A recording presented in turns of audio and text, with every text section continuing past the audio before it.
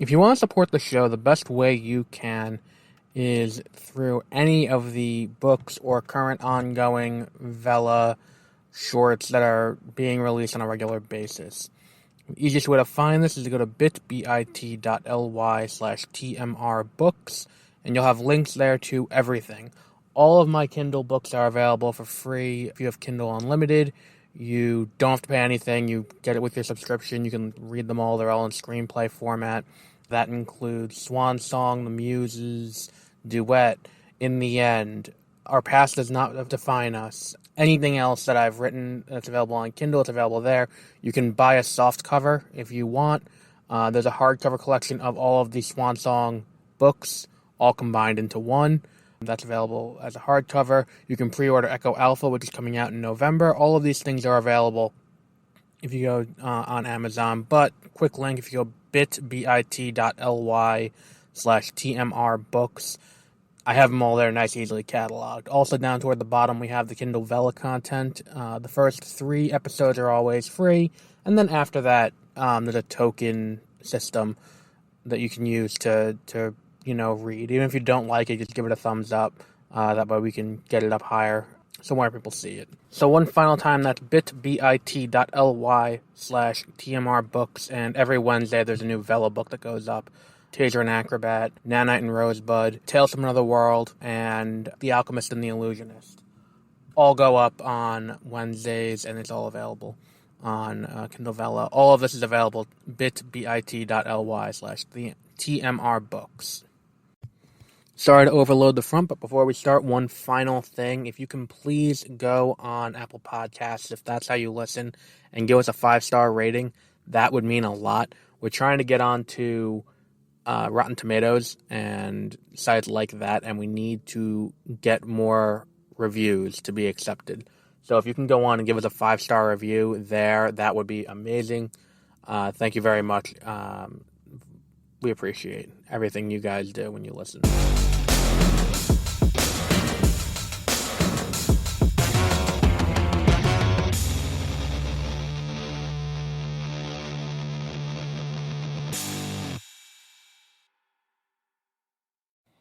Welcome to Beware of Spoilers. I am Adam. So it is now October 30th, 2021. We have 2 months left until the end of the year, which means we're getting into Oscar season, and I'm just now realizing they have just opened a Christmas store in the shopping center across from where I record this podcast on a weekly or multi-time-a-week basis. Usually I don't face this way. Usually I face the other way. And here we are looking at a store that I did not know existed until this moment. Now, today I'm here to talk about The French Dispatch, which is one of those movies that is almost surely going to be in Oscar contention in the conversation of what movies could be up for, say, Best Picture, Best Director.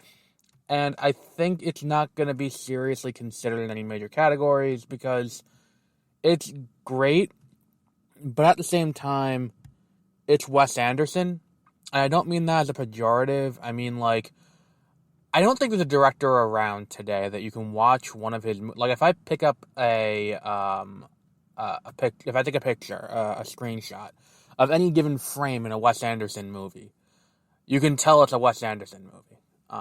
He has a unique visual style. His aspect ratio is different from a standard motion picture. You cannot not be able to pick, he's the bare minimum being able to pick out who directed this movie based on how it's shot and how the screen is composed and how he uses the visual language and even in terms of sound, the way his movies get soundtracked, you can always tell. And here's the thing about this movie. It's beautiful. All of his movies are beautiful. That's what he does very well.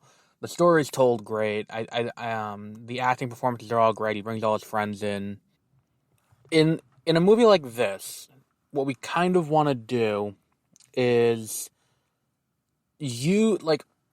how do I put this? It's one thing to have an artistic style and to have a style that is uniquely you as a director.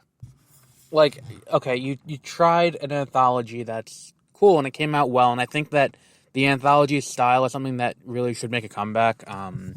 If I'm being honest, I think the anthology style um, allows for a director to or a writer to tell stories without feeling like they're kind of punting the story to what's it called to a short, and it does allow for greater artistic integrity, because to an extent there are shorter stories that still work, and you know, some of my favorite books recently have been short story anthologies, and that's perfectly fine. And if you can get the story in and out quick, and this one has 3 shorts in it, and that's what this is. It's 3 short stories, one about an artist in prison, one about a policeman who's the cook for the police officers, and the middle one was about what was the middle one about? Oh, The Revolutionary with Timothée Chalamet. Um, and look, each one of them is executed well, and the actors all do what they do best. And it's like, yeah, you have world class actors in this movie. You have Frances McDormand, who's won 3 best leading actress. You have Timothée Chalamet, who's got an Oscar nomination, if not win, I don't remember correctly. You have Tilda Swinton, multi-time Academy Award nominee. Benicio del Toro, multi-Academy Award nominee. Like, if the acting in this movie was subpar, that would be indicative of a bigger problem. But Wes Anderson can bring a good performance out of everyone, and everyone in this movie does a good job, even if it is like Christoph Waltz in a one-off little shot. If it's like Saoirse Ronan having like 3 lines playing a showgirl. And it's like everyone does their best. And I think that here's my problem ultimately with this movie is the movie's watchable, but I think that like we're not seeing any evolution of Anderson as a filmmaker. Like, we haven't seen him do anything new or different. It's the same kind of quirky up-tempo kind of, story, and, everyone kind of talks the same, and like, to an extent, you can kind of buy it here, because the movie really is a love letter to the literary magazine, and there is a lot of use of literary journalism, and the use of color versus black and white you can explore in this movie, where it's like when it's information to add, backstory, it's in black and white. When it's the crux of the story, it's in color.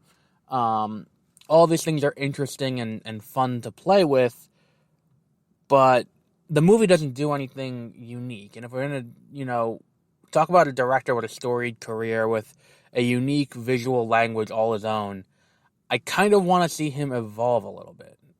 Like, it's great we got another Wes Anderson movie, but, a franchise doesn't stay a franchise without evolution. Like, I want to see a franchise grow and evolve and not just do the same thing over and over again. It's like, I want to see them go somewhere new, somewhere different, try something different, and succeed or fail, at least they're taking a shot.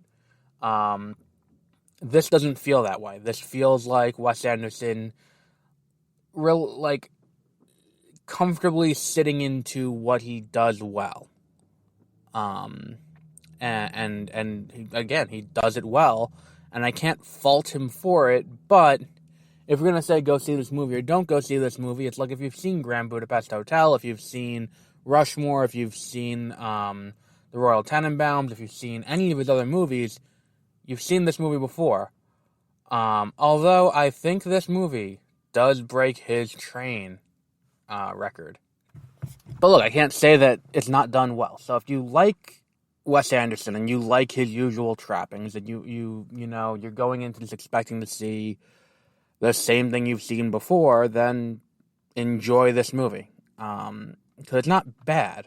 Like, there's nothing bad about it. And it's like, if this movie had come out last year, it would have been a strong contender for, a Best Picture nomination. Because it's Wes Anderson doing what Wes Anderson does best. So, it feels wrong to say that we should expect him to do something different. But, part of my criticism of The Force Awakens was it's the same thing we've seen before. Part of my criticism of, where, I want to see it evolve. I want to see a director evolve and change his, change what he does and and do differently. And yeah, next year when I review Clerks 3, I feel like we're going to have some hypocrisy from me, but, at least he went through a little bit of an experimental period before we got to that point, and we were going back to the well. It's like, it's too similar to his past movies, but at the same time, not dissimilar. And look, the writing is great. I think that's probably the strongest thing about this movie is the way it's written, and the fact that, like, it is a love letter. It's like watching a dramatization of of an article in a magazine that was written as a nonfiction, a long nonfiction piece, and it's just fantastic in that regard, and it does that very well, and it leans into that style, but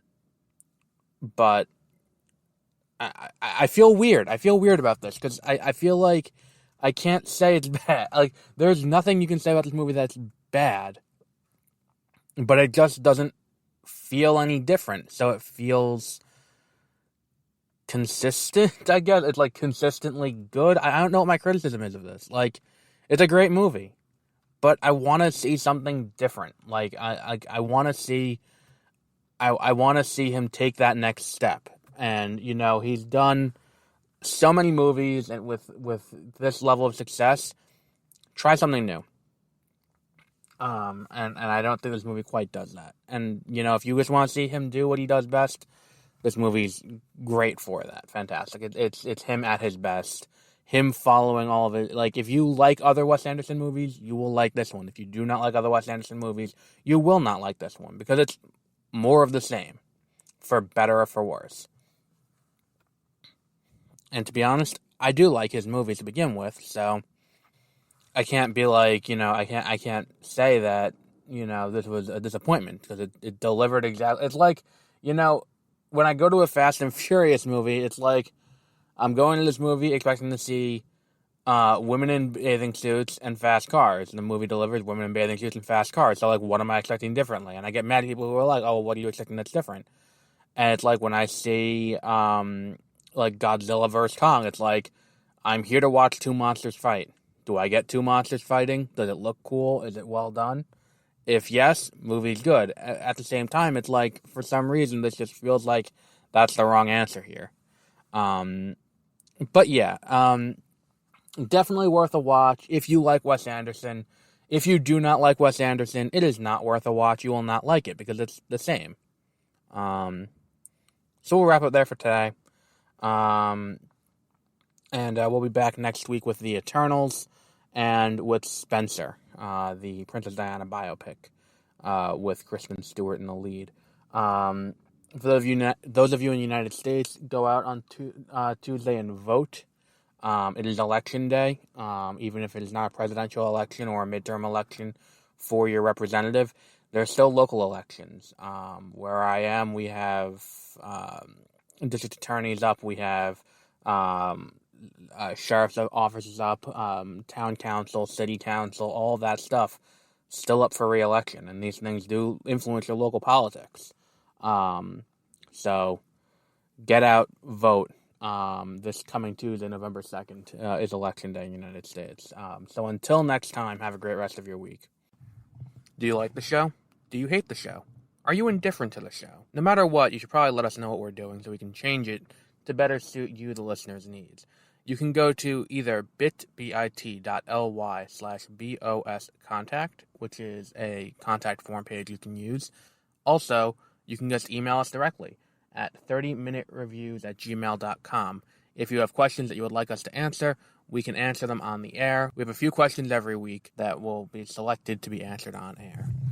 So if you want to tell us what we should do, or if you have a suggestion for a movie or a TV show or something we should cover, go to bit.ly/BOScontact, and also email us 30minutereviews@gmail.com.